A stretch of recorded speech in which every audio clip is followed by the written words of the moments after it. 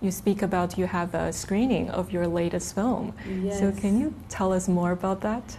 So the last film that I did is called Zwigato, and it's about a food delivery rider and his family. And I think I've got to know that here also people, get food delivered, they buy things online, so they are quite familiar with this whole notion of delivery partners and delivery riders.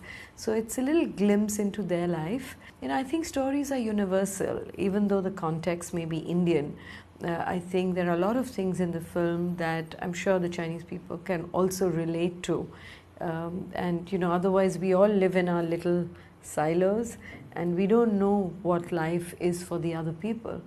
And cinema is a great way of knowing, the human situation, about relationships, about what people are feeling, thinking, their struggles, their dreams, their aspirations.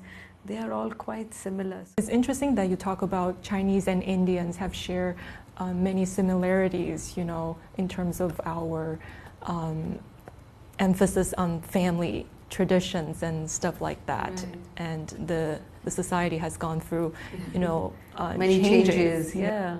Socio-political, economic, the influence of the outside world, all that is changing. Also relationships, about human relationships. What are the changes in generations? What is the man-woman equation? So those things are also changing, and I think I do see a similarity, so it would be interesting. And we also have a big Chinese population in India. In Calcutta there is a place called Chinatown, so these are like 4 generation Chinese who have been living there for many years. So yeah, so I think there is a synergy, and maybe the time is right to be able to collaborate. And culturally we can come close. There are other issues which may be, but I think culture is such a bridge.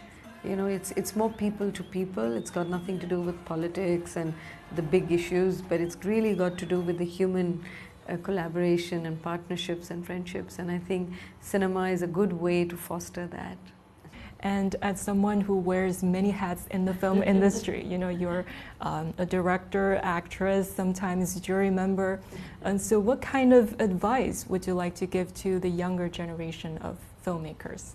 At least in India, I don't know how it's here, but in India, a lot of the times people want to come into films because they think it's very glamorous. You'll be walking red carpets, or you'll wear fancy clothes, or sometimes it's a little bit misplaced. So I think if you're really itching to tell a story, that should be probably the motivation to become whether an actor or a filmmaker or even a producer. And how authentically can you say it? How honestly can you say it? And I truly believe that the more local, the more you're true to your context, in a way the more global you are, the more universal you are. If you try to be universal, I think you please nobody. So you have to first make yourself happy and believe that there are others like you who will resonate with these films. So, and also personal stories, whatever your experience is, what you have seen, what concerns you, what makes you happy, what are your dilemmas. It's a great way of expressing that through cinema. And I would just say be an observer of life. These days, young people are watching a lot of things, and they're like, oh, I want to make a film like this. I want a film which marries this film and that film. So we want to just rehash what has already been made.